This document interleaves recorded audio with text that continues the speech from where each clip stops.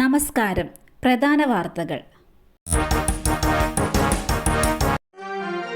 ജനുവരി 30 എല്ലാ ഓഫീസുകളിലും 2 മിനിറ്റ് മൗനാചരണം. മഹാത്മാഗാന്ധിയുടെ രക്തസാക്ഷിത്വ ദിനത്തിൽ എല്ലാ ഓഫീസുകളിലും മൗനാചരണം. ഈ മാസം 30 ഗാന്ധിജിയുടെ 77ാം രക്തസാക്ഷിത്വ ദിനത്തിലാണ് ചടങ്ങ്. രാവിലെ 11 മണിക്കാണ് 2 മിനിറ്റ് നീളുന്ന മൗനാചരണം. സ്വാതന്ത്ര്യ സമരത്തിൽ വീരമൃത്യു വരിച്ചവരെ അനുസ്മരിച്ചാണ് മൗനാചരണം. സെയ്ഫ് അലി ഖാനെതിരെ അക്രമം, പിടിയിലായത് ബംഗ്ലാദേശ് പൗരനെന്ന് പോലീസ്.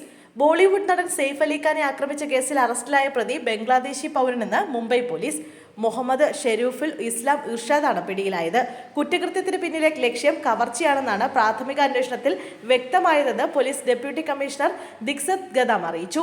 സാധുവായ ഇന്ത്യൻ രേഖകളൊന്നും പ്രതിയുടെ പക്കലില്ല. ഇയാൾ ബംഗ്ലാദേശി പൗരനാണെന്ന് സൂചിപ്പിക്കുന്ന വിവരങ്ങൾ ലഭിച്ചിട്ടുണ്ട്. വിജയ്ദാസ് എന്ന വ്യാജപ്പേരിൽ ഇയാൾ ഇന്ത്യയിലേക്ക് അനധികൃതമായി കടക്കുകയായിരുന്നുവെന്നും പോലീസ് വ്യക്തമാക്കി.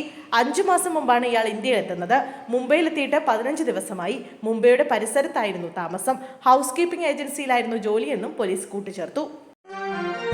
10ാം ക്ലാസ്സുകാരനെ +2 വിദ്യാർത്ഥികൾ ക്രൂരമായി ആക്രമിച്ചതായി പരാതി. പള്ളിക്കൽ ഗവൺമെന്റ് ഹയർ സെക്കൻഡറി സ്കൂളിൽ 10ാം ക്ലാസ്സുകാരനെ +2 വിദ്യാർത്ഥികൾ ആക്രമിച്ചു. കഴുത്തിനും കാലിനുമടക്കം ഗുരുതരമായി പരിക്കേറ്റ വിദ്യാർത്ഥിയെ ആശുപത്രിയിൽ പ്രവേശിപ്പിച്ചു. കഴിഞ്ഞ ദിവസം ഉച്ചഭക്ഷണത്തിന് ശേഷമുള്ള ഇടവേള സമയത്തായിരുന്നു സംഭവം.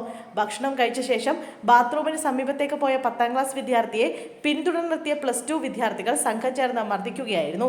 പെട്ടെന്നുണ്ടായ ആക്രമണത്തിൽ വിദ്യാർത്ഥിയുടെ കഴുത്തിനും കാലിനും എല്ലുകൾക്കും പൊട്ടലുണ്ട്. മതിലിന്റെ സ്ലാബിലേക്ക് വിദ്യാർത്ഥിയുടെ തല ചേർത്ത് അടിച്ചതായും നിലത്ത് വലിച്ചിട്ട് ചവിട്ടിയതോടെ നടുവിന് പരിക്കേറ്റതായും വിദ്യാർത്ഥി പറഞ്ഞു. ആദ്യം കുട്ടിയെ പാരിപ്പള്ളി മെഡിക്കൽ കോളേജിൽ പ്രവേശിപ്പിച്ചു. പ്രാഥമിക ചികിത്സയ്ക്ക് ശേഷം വിദഗ്ധ ചികിത്സയ്ക്കായി സ്വകാര്യ ആശുപത്രിയിലേക്ക് മാറ്റി. രക്ഷിതാക്കളുടെ പരാതിയിൽ പള്ളിക്കൽ പോലീസ് +2 വിദ്യാർത്ഥികളായ 7 പേർക്കെതിരെ FIR രജിസ്റ്റർ ചെയ്ത് അന്വേഷണം തുടങ്ങി.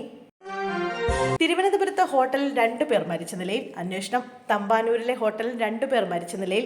മഹാരാഷ്ട്ര സ്വദേശികളായ ബമൻ, മുക്ത എന്നിവരാണ് മരിച്ചത്. ഇന്ന് രാവിലെയാണ് സംഭവം. തമ്പാനൂർ പോലീസ് സ്റ്റേഷന് സമീപമുള്ള ഹോട്ടലിൽ 17-നാണ് ഇരുവരും മുറിയെടുത്തത്. ഹോട്ടലിൽ നൽകിയ രേഖകൾ അനുസരിച്ച് ഇവർ മഹാരാഷ്ട്ര സ്വദേശികളാണെന്ന് തിരിച്ചറിഞ്ഞത്. മരിച്ചവരിൽ സ്ത്രീ ഭിന്നശേഷിക്കാരിയാണെന്നാണ് സംശയിക്കുന്നത്. ചികിത്സാ ആവശ്യാർത്ഥമാണ് ഇവർ തിരുവനന്തപുരത്ത് എത്തിയത് എന്നാണ് വിവരം. ഇന്ന് രാവിലെ ഹോട്ടൽ ജീവനക്കാർ ചായയുമായി എത്തി എത്ര തട്ടി വിളിച്ചിട്ടും വാതിൽ തുറന്നില്ല. തുടർന്ന് സംശയം തോന്നിയ ജീവനക്കാർ വാതിൽ പൊളിച്ച് അകത്ത് കടന്നപ്പോൾ പുരുഷൻ തൂങ്ങി മരിച്ച നിലയിലും സ്ത്രീ കിടക്കയിൽ മരിച്ച നിലയിലുമാണ് കണ്ടെത്തിയത്. ഉടൻ തന്നെ തമ്പാനൂർ പോലീസിനെ വിവരം അറിയിക്കുകയായിരുന്നു. UDF-നൊപ്പം പ്രവർത്തിക്കാൻ താൽപര്യം, കത്തയച്ച് അൻവർ. UDF നേതൃത്വത്തിന് കത്ത് നൽകി മുൻ MLA PV അൻവർ. UDF പ്രവേശനം സൂചിപ്പിച്ചുള്ള കത്താണ് അയച്ചത്. UDF-മായി ചേർന്ന് പ്രവർത്തിക്കാൻ താൽപര്യമുണ്ടെന്നാണ് കത്തിലെ ഉള്ളടക്കം. UDF-ൽ ഘടകകക്ഷിയായി ഉൾപ്പെടുത്തണമെന്ന ആവശ്യവും കത്തിൽ ഉന്നയിച്ചിട്ടുണ്ട്.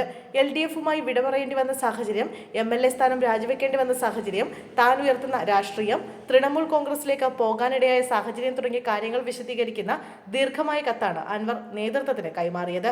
UDF കൺവീനർ, ചെയർമാൻ എന്നിവർക്ക് പുറമെ എല്ലാ ഘടകകക്ഷി നേതാക്കൾക്കും കോൺഗ്രസിന്റെ ഏറ്റവും പ്രധാനപ്പെട്ട നേതാക്കൾക്കും കത്ത് കൈമാറിയിട്ടുണ്ട്.